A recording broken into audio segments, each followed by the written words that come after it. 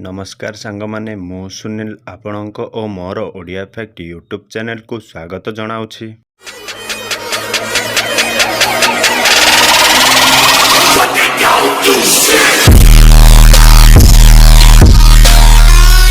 तारीख 16 मे 2022 स्थान काशी विश्वनाथ मंदिर परिसर रे थिबा ज्ञानवापी मस्जिद। समय सूर्य किरणर प्रथम सकाळर सह चाली आसंती एएसआई टीम रो वैज्ञानिक माने अति आधुनिक उपकरण धरी ज्ञानवापी मस्जिद भितर को प्रवेश करती। एहार लक्ष्य ज्ञानवापी मस्जिद भितरे थिबा मंदिरर अवशेष गुड़ी को खोजी बाहर करवा। एएसआई रो वैज्ञानिक माने मस्जिद रो प्रत्येक कोणर वीडियोग्राफी करती। वीडियोग्राफी करने समय रे सेमानंकु गोटे कुओं देखिबाकू मिलिला। सेमाने वाटरप्रूफ कैमेरा को एही कुओं भितर को छाड़ी थिले, जहा द्वारा ए कुओं भितरे कौन अछि सहजरे जानी हेबो। कुओं भितर को कैमेरा छाड़िबा परे सेमाने एमिति किछि दृश्य देखंती जहा वैज्ञानिक मानकर हस उड़ाई देइथिला। काहेकि ना तांको सामना रे एक विशालकाय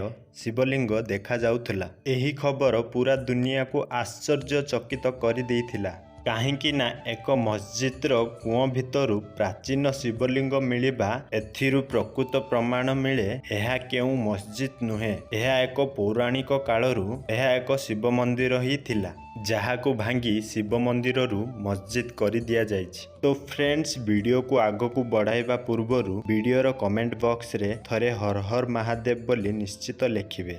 ज्ञानवापी मस्जिद रो मामला आजिर नुहे, एहा हेउछि 30 वर्ष तलठू भी अधिक समयर मामला अटे। हिंदू पक्ष तरफरु एही मस्जिद को मंदिर बोली बहुत बार दाबी करा जाइछि, किंतु एही सबु को अस्वीकार करा जाइथिला। एहार पछरे थिबा कारण हेउछि से समय रे थिबा भारत सरकार, किंतु एबे एही समय रे थिबा सरकार ज्ञानवापी मस्जिद मामलार गभीरता को ठीक भाबरे बुझी एवं एथर आर्कोलॉजिकल सर्वे ऑफ इंडिया को सर्वे करने को अनुमति देले। सर्वे करने को जाइथिबा टीम मस्जिद भितरर सबु स्थान को वीडियोग्राफी करने को लगिले एवं सबु प्रमाण गुड़िक एकाठी करने को लगी पड़िले। जेतेबेले एही मंदिरर कुओं भितर को कैमेरा छड़ा गला, जेमिति कैमेरा कुओं भितरर फोटो उठाइबा को लागिला, ताहा देखि लोकमाने हर हर महादेव बोली चिल्लेइबा को लागिले। काहेकि ना ए कुओं भितरे एक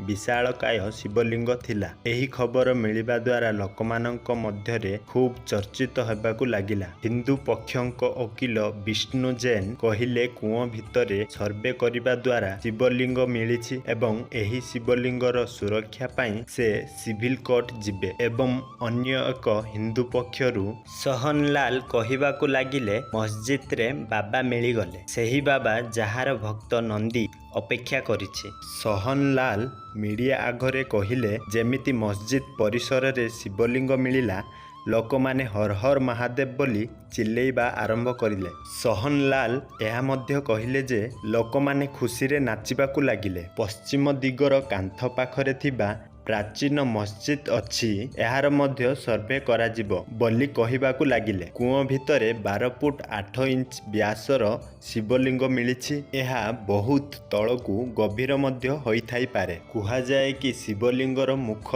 नंदी पटे रहिछि एवं बजुखानार सबु पानी बाहर करी एहा देखा जाइछि। आपण माने जानिले आश्चर्य हेबे जे एही मस्जिदर किछि कांथ गुड़िकरे हिंदू धर्मर चित्रशिल्पी देखिबाकू मिलिछि। एही विषय रे मुस्लिम पक्षर लोकंकु प्रश्न पचारिबा द्वारा सेमाने कथा को बुलेई बांकोई एहार उत्तर दियंती एवं विभिन्न प्रकारर बाहाना करने को लागंती, किंतु सेमाने सीधा सड़के एहा स्वीकार करंती नाही कि एहा एक मंदिर अटे। एही मंदिर को औरंगजेब बारंबार लुटिबा सह मंदिर को भांगी सेही स्थान रे एक मस्जिद तैयारी करि देइथिला, जहा एबे ज्ञानवापी मस्जिद नाम रे प्रसिद्ध। वीडियोटी भल लागितिले लाइक शेयर सब्सक्राइब करी पाखरे थिबा बेल आइकन टी को दबाई दियंतु। पुणी देखा हेबा आउ एक नुआ वीडियो रे।